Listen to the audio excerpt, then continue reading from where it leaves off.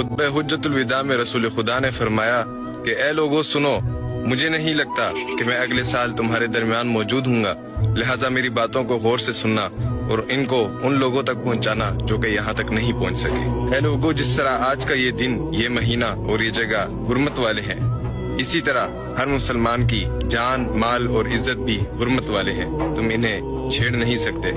لوگوں کے مال اور ان کی امانتیں ان کو واپس کرو، ان میں خیانت نہ کرو۔ اے لوگوں، کسی کو تنگ نہ کرو اور کسی کا نقصان نہ کرو تاکہ تم بھی محفوظ رہو۔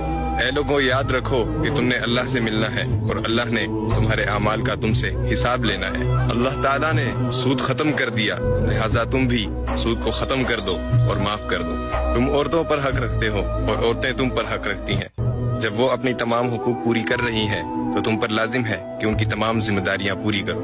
رسول خدا نے فرمایا وَلَا تَقْرَبُوا الزِّنَا، اور زنا کے قریب بھی